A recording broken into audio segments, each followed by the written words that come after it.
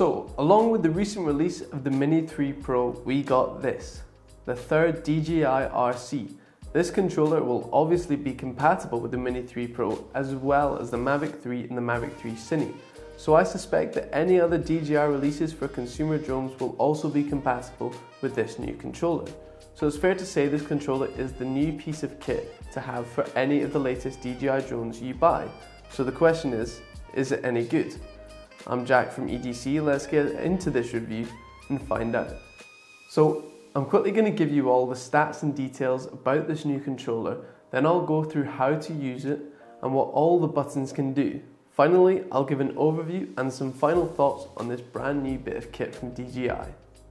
So this new DJI RC controller offers a HD 5.5-inch high-resolution screen.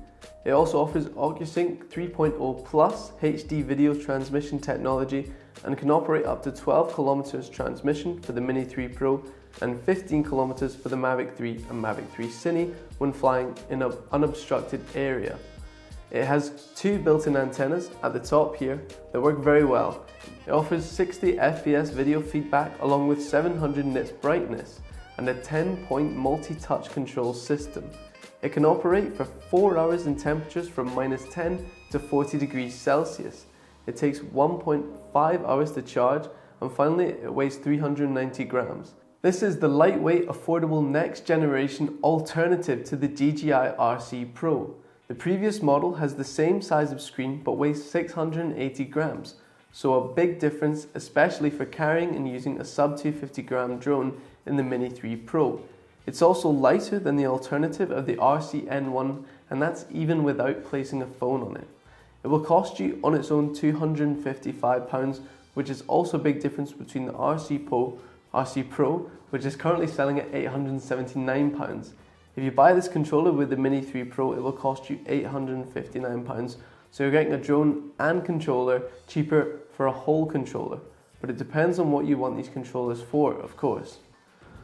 So let's talk about how to use it. So in the center between the joysticks, you have your power button for checking battery, and then a touch and hold, of course, for turning the controller on. Then in between that, you have your 3 flight modes with Cine, Normal, and Speed. And then to the left of that, you've of course got your pause button and return to home, all something you've seen before. On top of your controller, you have your photo button at the top right, which you can hold for focus and then press again to take the photo. Behind that, you have a dial for zooming in and out, for getting those special dolly zoom shots, which is something special just to this controller. On the top left, you have your record button with the gimbal tilt dial behind it, which feels very responsive, especially with the low angle filming opportunities that come with the Mini 3 Pro. On the back of the controller, you have the joystick slots and your changeable C1 and C2 buttons, which can easily be changed in the menus.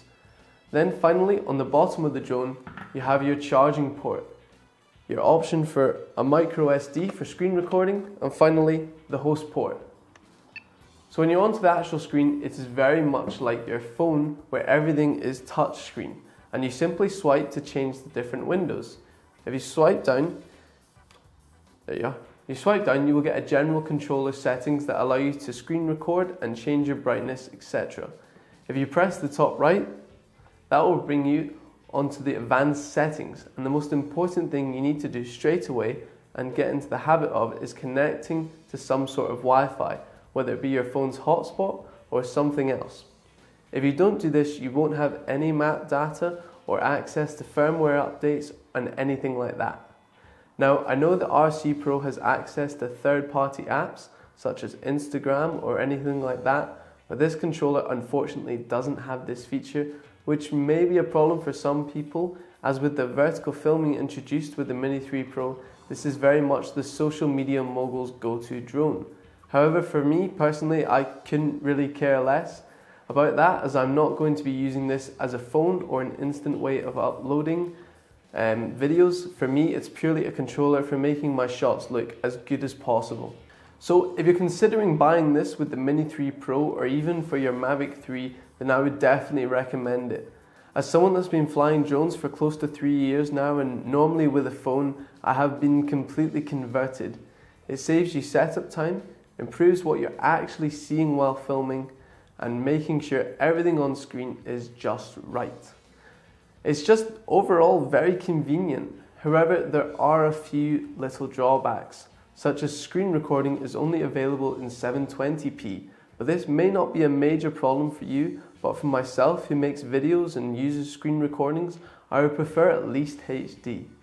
One other small thing is the screen being at the bottom, as I would have preferred it above the sticks. However, that may not make it as portable, but they could have even gone for a screen in sort of the middle design like the new RC Plus that came out with the M30.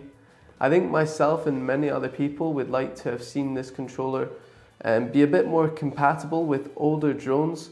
However, I have a feeling that DJI will keep it very much just available to their recent releases of the Mini 3 Pro and of course the Mavic 3, and I suspect with all future releases to encourage people to upgrade, but I can't say this for sure. So let me know your thoughts on this new kit in the comments, and please remember to like and subscribe so we continue bringing fun and informative videos straight to you. And I'll catch you on the next one.